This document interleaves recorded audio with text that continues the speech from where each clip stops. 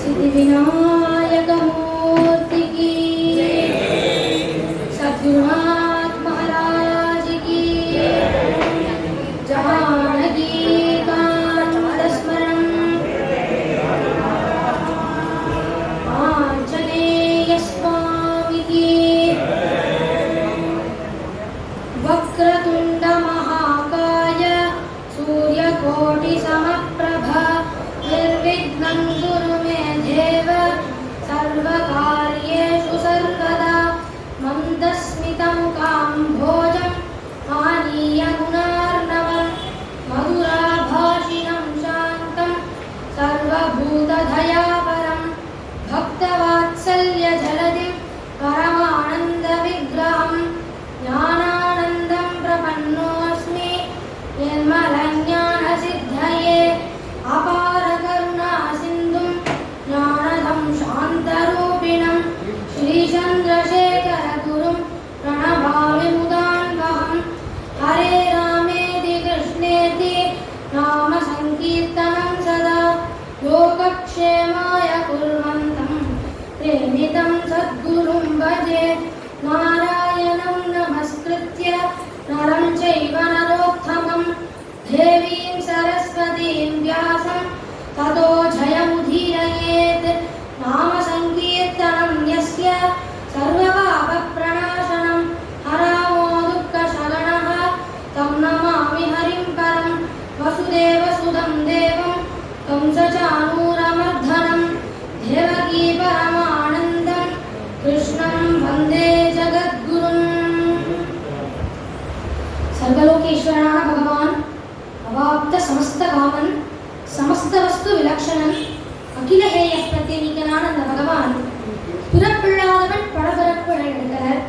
அஜாயமானோ பகுதா விஜாயதே அப்படின்னு சொல்லுவாள் இல்லையா, பிறப்பில் பல்பிறப்பு பெருமாள்.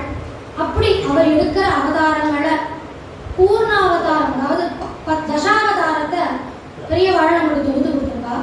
அந்த தசாவதாரத்திலையும் பரசுராம, ராம, பலராம, கிருஷ்ணாவதாரம், இந்த 4 அவதாரங்களையும் பூர்ணாவதாரம் அப்படின்னு சொல்லுவா. அதுலேயும் இந்த ராமாவதாரத்தையும் கிருஷ்ணாவதாரத்தையும் பூர்ண புண்ணியாவதாரம் அப்படின்னு சொல்லுவா. ராமர் இந்த லோகத்துல ராவண வதம் ஆகணும் அப்படிங்கிறதுக்காக தான் அவதாரம் பண்றேன். ஆனா ராவண வதம் முடிஞ்ச உடனே ராமர் கிளம்பிடல. 11,000 வருஷம் இந்த லோகத்தை ஆட்சி பண்ணி ஒரு மனுஷன் எப்படி வாழணும் அப்படிங்கிறதுக்கு வாழ்ந்து காமிச்சிருக்கார். அதே மாதிரி கிருஷ்ணர் கம்ச வதம் ஆகணும் அப்படிங்கிறதுக்காக தான் இந்த லோகத்துல அவதாரம் பண்றார். ஆனா கம்ச வதம் ஆன உடனே கிருஷ்ணர் கிளம்பல. 100 வருஷம் இந்த பூலோகத்துல இருந்து பகவத்கீதா அப்படிங்கிற பொக்கிஷத்தை கொடுத்து நம்ம எப்படி வாழணும் அப்படிங்கிறதுக்கான வழியை காமிச்சிருக்கார். அப்படி வாழ்ந்து காமிச்ச ராமரையும் வழியை காமிச்ச கண்ணனையும் நம்ம மறக்கக்கூடாது அப்படிங்கிறதுனாலதான் பெரியவாழ்லாம் இந்த 2 அவதாரத்தை பூர்ண புண்ணியாவதாரம் அப்படின்னு சொல்லுவா. பேர்பட்ட பூர்ண புண்ணியாவதாரமான கிருஷ்ணாவதாரத்துல கிருஷ்ண ஜனனமும் குருவாயூரப்பனோட மகிமையை பத்தி தான் அடியே இப்ப சொல்ல போறேன். கிருஷ்ணரோட மகிமையை பத்தி சொல்ற கிரந்தம் பாகவதம். பாகவதத்துல 18,000 ஸ்லோகங்கள் இருக்கு. இத எழுதினவர் வேதவியாசர், சொன்னவர் சுகர், கேட்டவர் சாட்சாத் பரீட்சித் மகாராஜா. இந்த பாகவதத்தோட எசன்ஸ் தான் நாராயணியம் அப்படின்னு சொல்லுவா. இந்த நாராயணியத்துல 1000 ஸ்லோகங்கள் இருக்கு. இந்த 1000 ஸ்லோகங்களை 100 தசகங்களா வச்சிருக்கா. தசகம் அப்படின்னா 10 ஸ்லோகம். இந்த நாராயணியத்தை ரச்சயனம் பண்ணவர் நாராயண பட்டதிரி. இந்த நாராயணியத்தை கேட்டவர் சாட்சாத் குருவாயூரப்பன். அதனாலதான் the essence of Bhagavatam is the presence of Guruvayurappan அப்படின்னு சொல்லுவா. பாகவதம் கிருஷ்ண ஸ்வரூபம். இந்த பாகவதத்துல 10வது அத்தியாயத்துல தான் கிருஷ்ண ஜனனமாகி கிருஷ்ணரோட லீலைகள்லாம் வருது. முதல்ல இருந்து 9வது வரைக்கும் பாகவதர்களோட சரித்திரம் தான் இருக்கு. பாகவதானாம் சரித்திரம் பாகவதம் அப்படின்னு சொல்லுவா. கிருஷ்ணம் கிருஷ்ணாஸ்ரயம் கிருஷ்ணம், கிருஷ்ணம் கிருஷ்ணாஸ்ரயம் ததா, கிருஷ்ணம் கிருஷ்ணாஸ்ரயம் கிருஷ்ணம், கிருஷ்ணம் கிருஷ்ணாஸ்ரயம் பஜே என்கின்ற கோவிந்த கதாமிதத்துல ஸ்ரீ ஸ்ரீ அண்ணா அருளை செஞ்சிருக்கார். இந்த ஸ்லோகத்துல 8 விதமான கிருஷ்ணன் இந்த லோகத்துல இருக்கார் அப்படின்னு சொல்றார். முதல்ல கிருஷ்ணன் நம்ம எல்லாருக்கும் தெரிஞ்ச பரமாத்மாவான கிருஷ்ணன். அடுத்து அர்ஜுனருக்கும் கிருஷ்ணர்னு பெயர், வியாசருக்கு கிருஷ்ண துவைபாயனன்னு பெயர், கிருஷ்ணா திரௌபதிக்கு கிருஷ்ணான்னு பெயர், யமுனைக்கும் கிருஷ்ணான்னு பெயர். கிருஷ்ணர் அப்படின்னு பேசிக்கா சொன்னாலே ஷியாமள வர்ணம், பிளாக் கலர், கருப்பா இருக்காராம், அதனால கிருஷ்ணர். கிருஷ்ணர் அப்படின்னாலே ஆக்கர்ஷணம் பண்ணுவார், அட்ராக்ட் பண்ணுவார், அதனால கிருஷ்ணர். ஆனந்த ஸ்வரூபி, பரமானந்த ஸ்வரூபியான கிருஷ்ணர், சாட்சாத் பரமாத்மாவான கிருஷ்ணர். இந்த கவிஞர்கள்லாம் அவ பாடின கீத்து கவிதைகள் இதெல்லாம் மொத்தமா விரட பண்ணி பார்த்தோம்னா அதுல முக்காவாசிக்கும் மேல கிருஷ்ணனோட கீர்த்தனைகள் தான் இருக்கும். நம்மளோட மீராபாய் எடுத்துட்டோம்னா கிரிதாரியா கோவர்தனகிரியை தூக்கின கிருஷ்ணன் மேலேயே தன்னோட எல்லா கீத்தையும் பாடியிருக்கா. ஊத்துக்காடு வெங்கட கவி காலிங்கனத்தனம் ஆடின கிருஷ்ணன் மேலேயே தன்னோட எல்லா கீர்த்தனைகளையும் பாடியிருக்கார்.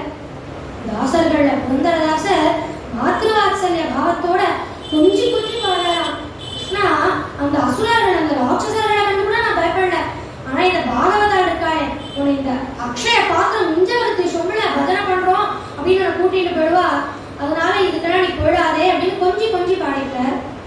ஆழ்வார்கள்ல நம்மாழ்வார், பெரியாழ்வார், ஆண்டாள் இவ 3 பேரும் கிருஷ்ணனை பாடுறதுக்காகவே அவதாரம் பண்ணிருக்கா அப்படின்னு சொல்றா. கிருஷ்ணர் இந்த லோகத்துக்கு எதுக்காக அவதாரம் பண்ணினார்? எதுவுமே ஒரு காரண காரியம் இல்லாம நடக்கிறது இல்லை. வருந்தாளாமலே பார்மனதையும் பிரம்மதேவனை முன்னிட்டு கொண்டு பார்க்கடல் சென்று பரமாத்மனின் பாதகாமழங்கள் போற்றி நின்றார். பூபாரம் தாங்க முடியாம பூமாதேவி பிரம்மதேவ தேவர்களை எல்லாரும் முன்னிட்டு கொண்டு பகவான் போய் சரணாகதி அடையா. அப்ப பகவான் சொல்ற யதாயதாகி தர்மஸ்ய ஞானிர் பவதி பாரத அப்யுத்தானவ தர்மஸ்ய ததாத்மானம் சுஜாம்யஹம் பரித்ராணாய சாதுனா விநாசாய ச துஷ்கிருதம் தர்ம சம்ஸ்தாபனார்த்தாய சம்பவாமி யுகே யுகே. எப்பப்பெல்லாம் அதர்மம் தலை தூக்கி தர்மம் குறையதோ அப்பப்பெல்லாம் நான் அவதாரம் பண்றேன், அது போல இப்ப நான் கண்ணனா அவதாரம் பண்ண போறேன் அப்படின்னு அனுகிரகம் பண்றேன். அப்ப தேவர்கள்லாம் கேட்கிறாளாம், போன ராமாவதாரத்துல நீங்க எங்க எல்லாரையும் வானரங்களா மாறி வர சொன்னேன், அது போல இந்த கிருஷ்ணாவதாரத்திலையும் நாங்க எதுவா வர்றது, நாங்க எந்த இடத்துல அவதாரம் பண்றது அப்படின்னு தேவர்கள்லாம் கேட்கிறாளாம். அப்ப பகவான் சொல்றார், இந்த கிருஷ்ணாவதாரத்துல நான் ஒரு இடத்துல இருக்க மாட்டேன், நிறைய இடங்கள்ல இருப்பேன். வட்டமதுரால இருப்பேன், பிருந்தாவனத்துல இருப்பேன், கோகுலத்துல இருப்பேன், குருக்ஷேத்திரத்துல இருப்பேன், ஹஸ்தினாபுரத்துல இருப்பேன், இப்படி நான் நிறைய இடங்கள்ல இருக்க போறேன். அதனால யார் யாருக்கு எந்தெந்த நேரத்துல எப்படி பிறக்கணுமோ அவ அப்படி பிறக்கணும் அப்படின்னு பகவான் சொல்லிட்டு மறைஞ்சிடுறார். இதை கேட்ட உடனே பாதிக்கும் மேல தேவர்கள் கோகுலத்துல பசுமாடா மாறி கிளம்பிட்டாராம். ஏன்னா பகவான் கோதூளி கோச்சரித்த கோமண கோவர்தன கிரிதாரியா இருக்கலாம், அதனால நம்மளாம் பசுமாடா மாறி கிளம்பிடலாம் அப்படின்னு பாதிக்கும் மேல தேவர்கள் பசுமாடா மாறி கிளம்பிடுறா. அஷ்டவசுக்கள்ல ஒருத்தர் பீஷ்மரா மாறி கிளம்பிடுறார். அஷ்டவசுக்கள்ல ஒருத்தர் துரோணன்னு பெயர், அவரோட பத்னி தரை, இவ 2 பேரும் யசோதா நந்தகோபரா மாறி கிளம்பிடுறா. பிரஷ்னி சுதபஸ் அப்படிங்கிற தம்பதிக்கு ரொம்ப நாளா குழந்தையே இல்லை. அப்பாவா பகவான்கிட்ட பிரார்த்தனை பண்ணிக்கிறா, பகவானே இந்த மாதிரி தொடர்ந்து 3 ஜன்மாக்கு நீங்க எங்களுக்கு மகனா பிறக்கணும் அப்படின்னு பிரார்த்தனை பண்ணிக்கிறா. அதனாலதான் இந்த பிரஷ்னி சுதபஸுக்கு பகவான் பிரஷ்னி கர்ப்பனா அவதாரம் பண்ற. அதே மாதிரி அடுத்த அவதாரத்துல அவ அதிதி காஷ்யபரா அவதாரம் பண்றா. அப்ப அவளுக்கு வாமனனா பிறக்கிற. இப்ப அவளோட கணக்க தீர்க்கிற திரவியம், அதனால அவ 2 பேரும் தேவகி வசுதேவரா மாறுறா. இந்த தேவகி வசுதேவருக்கு கல்யாணம் நடக்கிறது. அவ கல்யாணம் பண்ணி வச்ச வாத்தியார் சொல்றாராம், இங்க வந்து தேவகிக்கு அண்ணா முறை, அதனால தேவகி நீங்க ஊர்வலமா நீங்களே சாரத்தியம் பண்ணிட்டு கூட்டிட்டு போகும் அப்படிங்கிற. கம்சனும் தேவகி வசுதேவரை தன்னோட ரதத்துல உட்கார வச்சு சாரத்தியம் பண்ணிட்டு போறான். விதியில லட்சக்கணக்கான மக்கள் இருக்கா, அவள்லாம் ஆச்சரியப்பட்டு போறாளாம். துஷ்டனான கம்சனுக்கு தன்னோட தங்க மேல இவ்வளவு பாசமா அப்படின்னு ஆச்சரியப்படுறா. அப்ப ஒரு அசரீரி கேட்கறது. அசரீரினா சரீரம் அப்படின்னா பாடின்னு அர்த்தம்.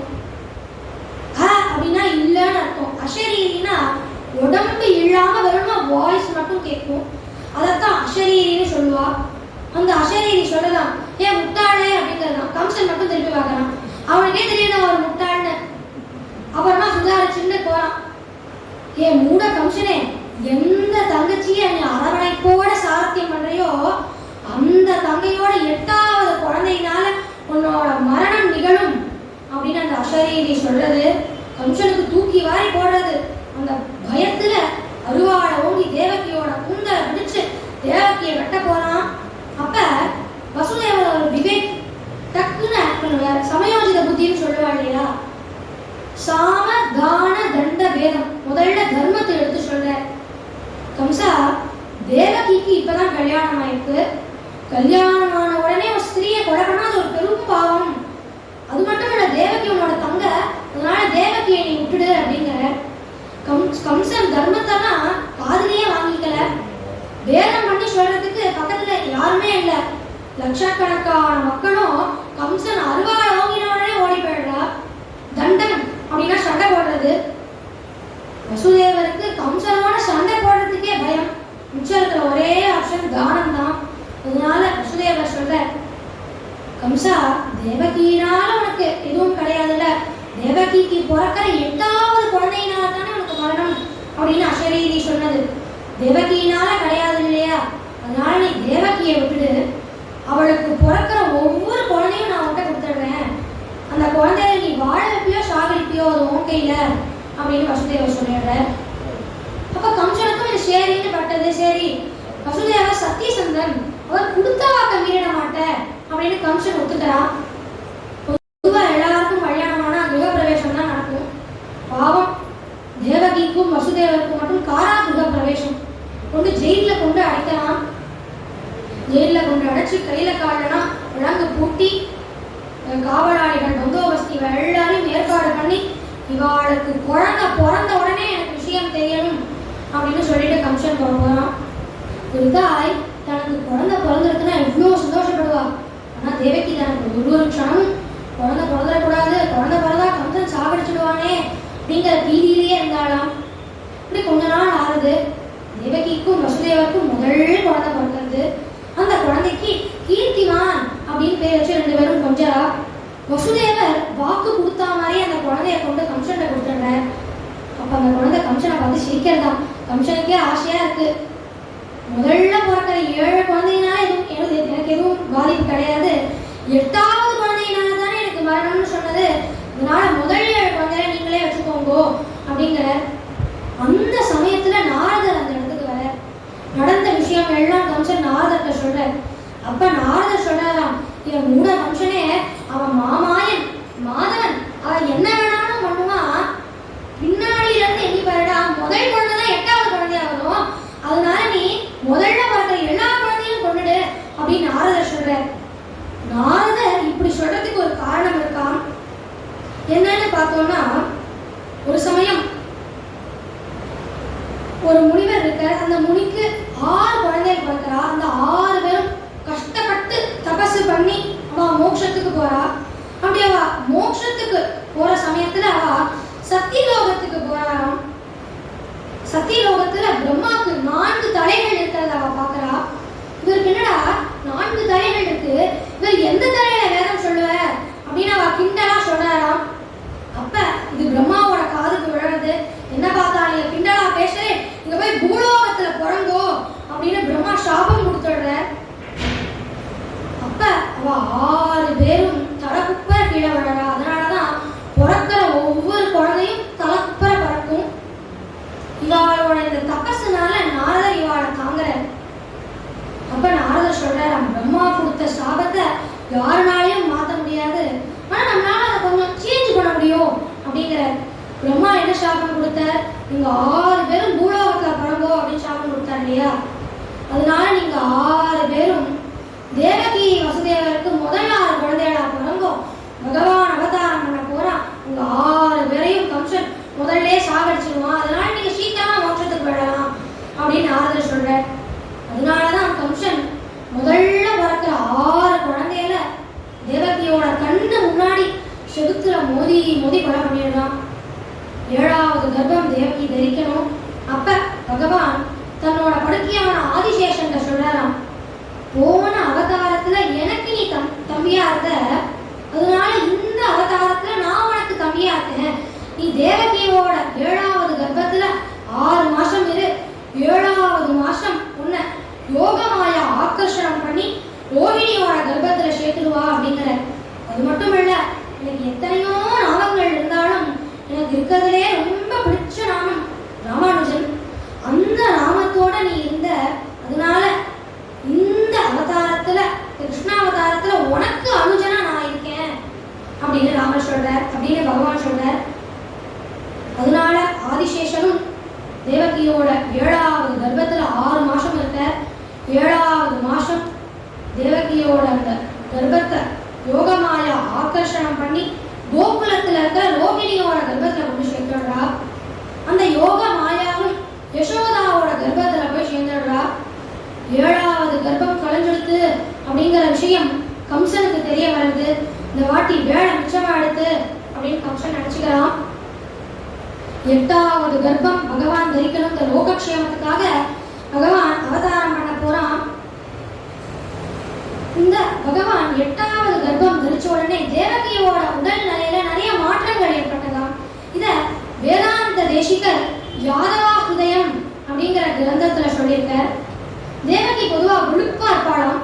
வெளுப்பா இருக்கிற தேவகியோட கர்ப்பத்துல கருப்பா பகவான் இருக்கார். ஏன் பகவான் கருப்பா இருக்காருன்னு பார்த்தோம்னா, கரிய வேகம் தானே மழையை வர்ஷிக்கும், அது போல கரிய பகவானுக்குள்ளதான் தயை அப்படிங்கிற காருண்யம் இருக்கும். அந்த காருண்யத்தை அவர் மழையா வர்ஷிப்பார். அதனாலதான் பகவானுக்கு காலமேகம் அப்படின்னு பெயர். இப்படி கருப்பா பகவான் இருக்கார். அவரோட ஸ்ரீவத்சத்துல மகாலட்சுமி தங்க நிறத்துல இருக்கா. மகாலட்சுமியோட கால் வரல்கள்ல மருதாணி சகப்பு நிறத்துல இருக்கா.